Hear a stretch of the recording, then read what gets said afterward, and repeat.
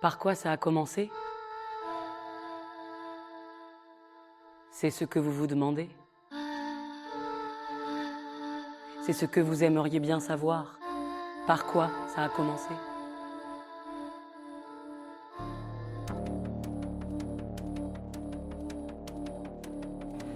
Nous sommes aujourd'hui avec Agathe Charnay, co-directrice artistique de la compagnie Avant l'Aube et autrice et metteuse en scène de leur dernière création, Ceci est mon corps, sur lequel j'ai écrit un article il y a quelques semaines. Agathe, on s'est déjà rencontrés en novembre 2020 dans le cadre de notre dossier sur les jeunes compagnies en temps de crise sanitaire. Ceci est mon corps était alors un projet en création. Aujourd'hui, il a déjà vécu sa première tournée.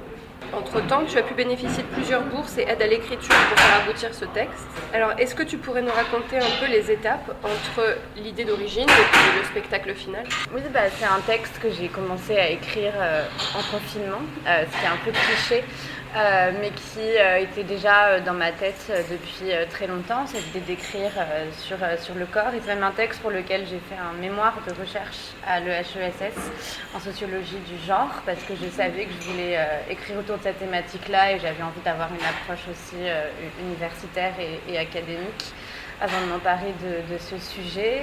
Je travaillais sur les pathologies endocriniennes du corps dit féminin, dans un syndrome qui s'appelle le SOPK, le syndrome des ovaires polykystiques, qui est un peu un cousin de l'endométriose. Et du coup, je travaillais sur des parcours de vie gynécologiques et endocriniens, des personnes qui étaient diagnostiquées avec ce syndrome. Mais Ceci est mon corps n'est pas du tout un texte académique, c'est pas du tout un texte qui parle des autres femmes, c'est un texte qui parle de mon corps. Mais j'ai eu besoin de me nourrir de l'histoire de plein de personnes avant de l'écrire et d'en faire une œuvre théâtrale. En fait, j'ai de la chance parce que comme j'ai une compagnie de théâtre, je sais que mes textes sont montés, ce qui n'est pas du tout le cas de tous les auteurs. Donc dès le début, j'avais déjà un peu en tête les comédiennes, la façon dont ça allait se passer, mes premières intuitions de mise en scène. Et donc, une fois que j'ai terminé le texte, j'ai commencé à lancer la production avec ma compagnie. Et puis, ce qui a beaucoup aidé aussi le projet, c'est les bourses à l'écriture. Une bourse à destination des jeunes auteurs, qui est la bourse de la Fondation Beaumarchais de la SACD, et une bourse du ministère de la Culture qui s'appelle l'aide à la création Arsena, qui est une grosse bourse pour l'accompagnement à la production d'un texte de théâtre. Donc il ne faut pas hésiter, si vous écrivez, à envoyer vos textes à ces bourses. On n'est pas à l'abri d'une bonne surprise. De quoi tu pars pour écrire un spectacle? C'est quoi ton processus de création? Je dirais que Ceci est mon corps, c'est vraiment une nécessité très personnelle. Et c'est d'ailleurs pour ça qu'au final, je pense, je l'écris et je le mets en scène. Parce que c'est un texte que... Je dirais que c'est un de mes premiers gestes en autonomie de création, quoi, où sans l'écriture préexistait à la mise en scène et la nécessité de le faire était vraiment très importante. Donc je pense que ça, pour faire une création, c'est très important, parce qu'une création, si on veut la placer dans un milieu professionnel, on va monter une prod pendant 2 ou 3 ans. Avant de faire les répétitions, on crée des spectacles à N+1, N+2. En gros, là, par exemple, mon prochain projet, je sais qu'il ne sera pas joué avant la saison 23-24, voire 24-25, le temps de créer ma prod. C'est comme ça. C'est les temps de création du théâtre, ceux du cinéma sont très longs aussi. Du coup, si on choisit un projet, il faut pas le choisir, quoi. Il faut que ce soit le projet qui nous choisisse, parce qu'il va falloir s'y accrocher pendant très longtemps. Donc je dirais que j'ai des obsessions, et si une obsession devient un peu trop obsessionnelle, c'est que je peux en faire je peux écrire dessus, quoi. D'abord, moi, je vais rassembler énormément de matière. Je vais faire des entretiens, je vais faire des interviews, je vais croiser le journalisme et la sociologie, je vais faire des reportages, je vais lire le plus possible sur un sujet. Ça peut prendre 1 an de faire ça. C'est pour ça que je dis qu'il faut vraiment que le projet il me tienne à cœur, quoi, parce que sinon ça peut vite tourner en rond. Et une fois que j'ai rassemblé tout ça, je m'en défais complètement pour écrire une première fois, je dirais. Et en même temps, ce n'est surtout pas du témoignage, donc c'est de l'auto-fiction, parce qu'on cantonne aussi beaucoup le geste d'écriture dit féminin au témoignage.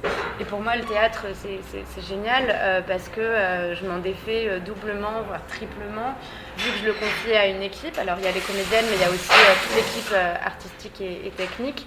Et puis, aux spectateurs ensuite. Donc, je suis protégée par énormément de filtres, puisqu'au final, le spectateur, il ne me connaît pas, il ne me voit pas. Et c'est pas forcément que c'est mon histoire d'ailleurs. Et après, pour ce texte-là, j'ai fait un choix de travail très radical. Pour Jean-Michel Blanquer en tout cas, qui est que j'ai travaillé en non-mixité femmes et queer. J'avais vraiment besoin d'essayer de rassembler un terrain autre, un terrain inédit dans la manière dont moi j'avais travaillé, où on avait toute cette expérience commune, en tout cas d'expérience de personnes sexisées. Et du coup, j'avais besoin qu'on ait cette première base-là. Et on a aussi beaucoup travaillé sur le female gaze ou over gaze, comme voilà, dit à la Céline Sciamma, un peu, de se dire voilà comment on peut faire pour déplacer un peu la caméra et avoir un regard autre sur le plateau, comment on décale ça. Et j'avais vraiment envie que quand les gens sortent du spectacle, ils étaient actifs dans leur regard. Ce soit pas juste on va regarder deux meufs, alors en plus moi un de mes interprètes est non-binaire, mais que voilà, ils sortent pas en se disant on a regardé deux meufs nous parler de leur vie intime, on les a désirées, on les a trouvées belles. Enfin, j'espère que c'est vraiment pas ce que ressentent les spectateurs quand ils voient le spectacle. Est-ce que tu connais d'autres aides dont peuvent bénéficier les jeunes compagnies? Est-ce que toi tu as postulé à d'autres aides que potentiellement tu n'as pas reçues? Est-ce qu'il y a des conseils que tu peux redonner? Oui, bien sûr. Les bourses, on se pose beaucoup de questions sur les bourses. Enfin, moi en tout cas quand j'étais jeune autrice, les comités de lecture, les bourses, je trouve que c'est des parcours qu'on ne connaît pas beaucoup, alors que ça peut être des vrais tremplins pour les jeunes auteurs et qu'il faut vraiment pas se sentir complexé d'envoyer ses textes. Enfin, moi j'ai envoyé vraiment mes textes. Ça fait 4 ans que j'envoie des textes à des tonnes de comités de lecture. Il y a un comité de lecture qui s'appelle Hameau Découvert qui fait un travail mais remarquable, qui en fait tu envoies ton texte et s'ils pensent qu'il est intéressant, ils vont t'aider à le retravailler avec toute leur équipe de comédiens. Et donc tu as une séance dédiée où c'est des comédiens que tu connais pas qui lisent ton texte et puis tout le monde te fait des retours, mais très bienveillants pour te dire comment il s'est senti à la lecture, qu'est-ce qu'on pourrait améliorer dans l'écriture. Enfin, il y a énormément d'endroits en fait pour les jeunes auteurs qu'on ne connaît pas forcément. Et des fois on se dit ah mais non, je vais pas envoyer, on s'autocensure, surtout en tant qu'autrice, parce qu'on n'est pas beaucoup quand même à être jouée, en tout cas, et être montée sur les scènes subventionnées. Enfin, moi j'en fais pas partie, mais je veux dire, il y en a vraiment très peu. Je crois que c'est 17% des auteurs vivants qui sont des autrices à être montés dans les CDN et scènes nationales. Et il ne faut surtout pas s'auto-censurer, il faut surtout chercher, je pense, sa nécessité, quoi. Et s'il y a une nécessité, je pense que le texte, il rencontrera forcément un comité ou pourquoi pas une bourse. C'est plus ça que je veux dire. Alors après, ça dépend. Donc nous, on est une compagnie, on est toujours dit émergent, mais je pense qu'on arrive au côté vraiment professionnel de l'émergence, dans la mesure où on est tous salariés et qu'on commence à avoir des aides publiques de l'État, comme la DRAC, comme l'aide de la région, comme l'aide des mairies. Donc on commence vraiment à se structurer. Donc moi, j'ai un petit peu l'impression qu'on sort de l'émergence, puis on a 30 ans, même si on est toujours émergent, j'ai l'impression, je ne sais pas comment on peut faire pour plus être qualifié ainsi. Mais en tout cas, nous, on a vraiment commencé en tant que compagnie étudiante. Donc on sortait d'école quand on a créé la compagnie et on s'est beaucoup appuyé sur des fonds qui s'appellent les fonds de solidarité étudiants qui font partie de toutes les universités, le FSDIE, auquel on peut postuler. Il suffit qu'un seul membre de la compagnie ou de la troupe soit étudiant. Et ça peut être des aides. On a eu jusqu'à 2000 € par exemple des universités pour partir à Avignon et c'est des aides vraiment très, très conséquentes pour une jeune compagnie. Donc je dirais qu'il y a tout le tremplin universitaire qu'il ne faut vraiment pas négliger quand on est jeune. C'est super important. Et ensuite, moi, un de mes conseils, ce serait si vous êtes en Île-de-France, de quitter l'Île-de-France très vite parce que vous n'aurez pas d'aide en Île-de-France. C'est trop saturé, il y a trop de compagnies, il y a trop de compagnies confirmées, il y a trop d'étudiants en théâtre. Si, comme les membres de la compagnie et moi-même, vous n'êtes pas de Paris, revenez chez vous et appuyez-vous sur votre ancrage régional parce que là, il y aura de la place, il y aura de l'accueil, il y aura de l'argent aussi qui vous sera alloué et un regard peut-être beaucoup plus attentif à ce que vous allez faire, ou à Paris où on est un peu noyé dans la masse, il n'y a pas d'espace de répétition, il faut payer pour ça. Voilà, nous on a beaucoup répété dans des squats ou dans vraiment des appartements même, on a beaucoup répété en studio de 15 mètres carrés. Et je pense que c'est super important de sortir assez vite de ça si on veut se professionnaliser. Ce qui veut dire passer beaucoup de temps dans la région, dans le lieu qu'on a choisi, mais si on a envie de faire ce métier, de toute façon, il faut s'ancrer sur un territoire, quoi. Vous êtes sorti d'Île-de-France, vous êtes allé... Ouais, on a choisi la région Normandie, dont sont originaires et où vit même des membres de la compagnie. Donc pour nous, c'était assez logique d'aller en Normandie, et puis c'est pas loin de Paris. Et moi, je viens du sud-ouest, donc moi, je suis complètement parachutée, j'avoue. Mais en tout cas, on a été super bien accueillis par cette région qui fait vraiment beaucoup de choses justement pour la jeune création et l'émergence. Et c'est aussi ce qu'on disait à l'interview l'année dernière autour du Covid. On était très accompagnés en fait par la région, et c'est toujours le cas. Mais il faut aussi, quand on choisit une région, pour moi, observer la dynamique du territoire, voir s'il y a déjà beaucoup de compagnies, voir s'il y a beaucoup de compagnies d'émergence, et voir aussi, je sais pas, il peut y avoir une ville où il n'y a que de la danse et pas de théâtre par exemple. Donc là c'est intéressant d'arriver. Si on voit que c'est déjà bourré de compagnies de théâtre, comme Marseille par exemple, où beaucoup de gens veulent s'installer, je pense que c'est pas l'endroit où il faut aller en priorité installer sa compagnie, quoi. Il faut être aussi un peu stratégique pour voir comment on peut accompagner, enfin qu'est-ce qu'on peut apporter au territoire en fait. Donc moi je dirais barrez-vous de Paris, c'est mon conseil. Autre conseil, faites des stages AFDAS, des chantiers nomades ou des stages AFDAS, c'est génial. Ça permet des rencontres extraordinaires et ça donne vraiment du boulot. Tu peux nous expliquer ce que c'est les stages AFDAS ? Bien sûr. Alors un stage AFDAS, c'est quand, je crois que ça fait plus de 2 ans qu'on a eu son premier cachet et qu'on a eu un certain nombre de cachets, mais pas besoin d'être intermittent. On a accès à un droit, qui est un droit, la France c'est quand même bien pour certaines choses, à la formation. Et en fait, c'est des formations gratuites qui peuvent même rapporter des heures et qui permettent une mise en relation professionnelle. Et il y a des formations de tout. Il y a des formations en tant que comédien avec des grands metteurs en scène et des grandes metteuses en scène. Il y a des formations techniques, il y a des formations sur tout. Quand on s'était quand on s'était parlé en novembre 2020, c'était pendant le confinement, c'était une période très difficile pour les compagnies, pour vous aussi. Vous aviez peur à l'époque de l'influence sur les années à venir. Vous craignez que cette crise, elle dure encore 5 ans, peut-être 10 ans. Est-ce qu'aujourd'hui, ça va mieux ou est-ce que vous ressentez encore l'impact de cette crise sanitaire ?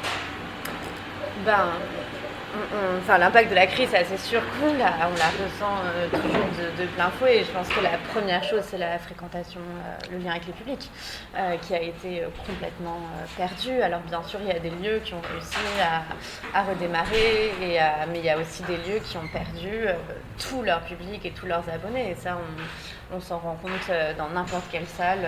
En France, j'ai l'impression, à part de rares exceptions, les théâtres sont vides. Donc je pense que l'impact, il est considérable. Nous, on a un spectacle qu'on a créé en 21, qui, j'espère qu'il aura un avenir, mais qui a été assez pulvérisé par la crise, enfin, vraiment. Après, comment on va quand même bien, on a beaucoup de chance. Celui d'avoir lancé une autre prod en même temps qui a permis tout de suite de relancer une nouvelle dynamique à la compagnie. On est une compagnie très active, toujours, c'est déjà le cas pendant le Covid, au niveau des actions culturelles et artistiques.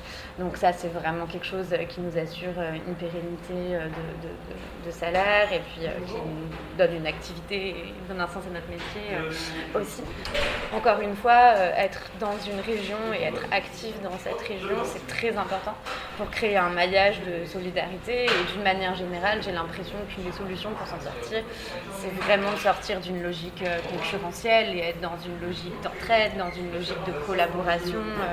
Moi, j'ai la sensation de m'être beaucoup plus rapprochée de mes consoeurs et confrères, je sais pas, de mes camarades depuis Covid. Paradoxalement, on a beaucoup de groupes Facebook, on a tout un groupe aussi Facebook d'auteurs où on s'entraide, où on se donne des conseils, où on se fait passer des appels à projets. J'ai quand même cette sensation-là. Et puis moi, cette année, j'ai été très impliquée dans le mouvement MeToo Théâtre. Et ça a aussi été l'occasion de rencontres, de rapprochements, de prise de conscience collective. Donc j'ai aussi l'impression qu'il y a des choses qui ont maturé aussi pendant ce temps d'arrêt et qui sortent et qui fait qu'on n'a plus envie de travailler de la même façon. Il y a eu les occupations aussi. Il y a eu les occupations, ouais, tout à fait, et que j'ai l'impression qu'on n'a plus envie de travailler dans la violence. J'ai l'impression qu'il y a quand même une sorte de manière de faire du théâtre qui ne peut plus exister, parce que les gens ont eu 2 ans pour réfléchir et se dire putain, mais tout ce que j'ai vécu dans les cours ou avec tel metteur en scène, c'est pas possible, quoi. Donc j'espère que ça, c'est une prise de conscience qui naît de la pandémie. Après Ceci est mon corps, t'as un nouveau projet dans le tiroir? J'ai plusieurs projets qui arrivent. J'ai un projet avec une circassienne sur la colère, sur habiter sa colère, sur colère et femmes, colère et violence. Et ensuite, mon prochain projet, j'ai une commande d'écriture qui est géniale, qui s'appelle Partir en écriture, où j'ai une bourse pour aller où je veux dans le monde écrire. Et moi, ça fait très longtemps que j'ai envie de travailler sur les forêts, donc je vais partir dans des forêts. J'ai envie d'adapter un roman qui s'appelle Dans la forêt, qui est un roman sur 2 sœurs qui vivent quelque chose qui ressemble à l'effondrement. Et j'ai l'impression qu'on a un peu une nécessité de devoir proposer des narrations, parce que c'est tellement désespérant ce qu'on vit en ce moment qu'on n'a même plus de récits qui peuvent nous ouvrir à des possibles. Je suis dans un moment très catastrophique et Nostradamus de ma vie, comme tout le monde je pense, mais voilà, je fais un peu des crises d'angoisse parce que je trouve qu'il fait trop beau, dès que je vois le soleil je suis stressée, donc je pense que j'ai besoin d'aller dans les forêts, réfléchir un peu à la vie. Est-ce que vous avez d'autres dates prévues? On sera au Festival d'Avignon cet été avec Ceci est mon corps au Théâtre du Train Bleu. C'est une grande fête à venir et une grande chance pour nous, donc on a très hâte. Venez nous voir. Eh bien, s'il y a parmi nos auditeuristes des gens qui seront à Avignon cet été, on vous recommande fortement Ceci est mon corps, la dernière création de la compagnie Avant l'Aube. Merci Agathe. Merci. Merci.